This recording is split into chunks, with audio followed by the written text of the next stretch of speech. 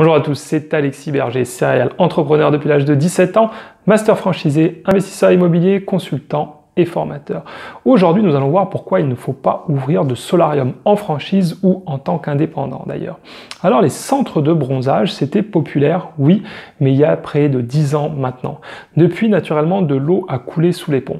Alors qu'est-ce qui s'est passé? Quand c'est apparu, ils ont mis en avant un argument santé, ce qui est toujours un très bon argument pour vendre. Donc ils ont dit que voilà, bronzer artificiellement dans des cabines de bronzage, c'était meilleur pour la santé que bronzer au bord de la mer. Donc c'est vraiment ce qui a été mis en avant et ça a attiré beaucoup de gens. Les gens se sont dit, voilà, sans être mauvais pour ma santé, je peux rester bronzé toute l'année. Et puis vous avez vu au fur et à mesure, il y a des études scientifiques qui ont apparu et qui sont venues mettre un petit bémol là-dessus. Résultat, ça a mis naturellement une grosse pression sur les centres de bronzage, sur les solariums, puisque les gens, voilà, ils disaient finalement, moi j'y allais, c'était l'argument santé, c'était bon pour moi finalement et bon pour mon teint, et en fait ils s'aperçoivent que c'est pas exactement ce qu'on leur a vendu. Donc naturellement le marché a rétréci, mais ce qui est toujours étonnant, voilà, c'est parce que je suis tombé là-dessus l'autre jour, c'est que les franchises de solarium comme Point Soleil, ça existe toujours. Donc j'étais vraiment étonné. Alors je pense qu'ils ont perdu énormément de points de vente parce que c'est beaucoup moins c'est beaucoup moins à la mode et que du coup les chiffres d'affaires ont dû fortement baisser et que je pense qu'il y en a quand même beaucoup qui ont fermé. Et ce qui s'est passé, c'est que du coup, ils ont essayé, j'ai vu ça sur leur site, ils ont essayé de se diversifier. Donc aujourd'hui, ça s'appelle toujours Point Soleil, ils disent toujours vendre naturellement du bronzage, parce qu'a priori, normalement, c'était leur spécificité, c'était leur corps de métier. Et maintenant, voilà, ils sont aussi lancés, j'ai vu dans l'aquabiking et aussi finalement dans des traitements amincissants. Donc ils sont toujours restés positionnés, on va dire, aux alentours de la santé, mais en étant moins spécialisés, puisqu'il y a des enseignes qui font que de l'aquabiking, il y a des enseignes qui font que de l'amincissement. Mais voilà, pour éviter de disparaître, finalement, ils n'ont pas eu d'autre choix que de se diversifier. Alors pourquoi je vous le déconseille? Parce que même s'ils se sont diversifiés, du coup ils sont plus spécialisés et ils sont un petit peu, on va dire, perdus dans la masse. Si vraiment quelqu'un veut faire de l'aquabiking, il va plutôt se diriger vers un centre spécialisé en aquabiking. Si quelqu'un veut des traitements amincissants, il a toutes les raisons finalement de se diriger vers un spécialiste de l'amincissement. Et finalement, eux, voilà, avec ce positionnement solarium, amincissement, aquabiking, moi, ça me semble un petit peu large pour être ultra pertinent. Et ça, c'est vraiment important quand vous voulez vous lancer en tant qu'entrepreneur.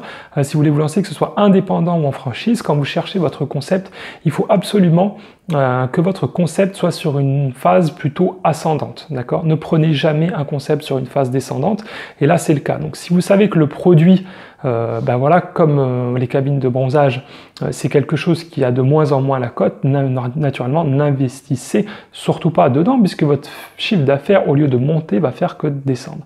Donc ça c'est vraiment important, vous devez vraiment étudier le concept que vous avez choisi. Si c'est comme les courbes de vie d'un produit, donc ça démarre doucement, ça monte comme ceci, ça atteint un max et puis souvent ça redescend. Ça, c'est la courbe de vie d'un produit. Les concepts, souvent, ça fait un peu pareil. Après, il y a des activités qu'on appelle plus ou moins cycliques où voilà, ça remonte, ça redescend, ça remonte. Ça dépend dans quel secteur vous vous positionnez. C'est ce qu'on appelle les effets de mode. Mais ce qui est vraiment, ce que je veux vraiment vous attirer votre attention là-dessus, c'est cette accroche, elle est un petit peu rigolote parce que le solarium, aujourd'hui, je trouve que c'est un petit peu désuet et je me demande si vraiment cette enseigne arrive encore à recruter des franchisés. Mais si elle est toujours là, c'est qu'a priori, elle y arrive. Mais voilà, moi, ce qui me choque, c'est qu'il y a des gens qui soient attirés par ça parce que je pense qu'aujourd'hui, il y a quand même moyen d'investir dans des choses beaucoup plus intéressantes ou en tout cas qui se destinent à vraiment une augmentation plus importante dans les années qui viennent. J'en avais parlé dans une autre vidéo. Aussi un exemple, vidéo future, location de DVD. Maintenant ça fait pareil, au moins 10 ans que c'est terminé avec l'avènement d'Internet, du streaming, etc. Et tous les gens qui avaient ça, soit ils sont restés jusqu'au bout et ils ont fermé, ou soit ils ont réussi à trouver un nouveau concept et à se relancer. Donc vraiment, faites attention, surveillez bien ce qui se passe sur les marchés, ce qui est porteur. La santé, c'est toujours quelque chose de porteur, c'est toujours quelque chose qui vend bien, parce que les gens veulent toujours faire attention à eux et vivre en meilleures conditions et plus longtemps. Et finalement, voilà, je le répète, quand ces solariums se sont lancés, ils ont utilisé cet argument santé, mais qui là s'est retourné contre eux en l'occurrence. Tout comme d'ailleurs, on peut aussi citer la cigarette électronique, qui s'est aussi beaucoup développé en franchise très rapidement, parce que les gars ont senti le bon filon. Sauf que pareil, la cigarette électronique, au départ, vous pouviez l'utiliser partout. On vous disait que c'était pas mauvais pour la santé. Aujourd'hui, ben voilà, il y a plein de restrictions, comme pour le tabac. Et je pense que voilà, là encore une fois, moi j'en ai vu pas mal déjà près d'où j'habite qui ont fermé, et je pense que c'est vraiment quelque chose qui va rapidement s'éteindre, ou en tout cas où il y aura très peu de gens qui resteront sur le secteur.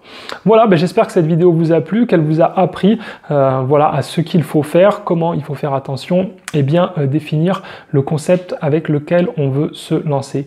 N'hésitez pas à mettre un gros pouce bleu, à vous abonner à la chaîne pour être au courant de toutes les dernières nouveautés. Et en ce moment, je vous offre mon guide justement pour réussir en franchise. Vous trouverez vraiment des conseils pratiques et justement comment commencer, même avec seulement quelques milliers d'euros. Il vous suffit de cliquer sur le lien qui apparaît en ce moment ici à l'écran pour le télécharger. Je vous dis à très bientôt. Ciao, ciao.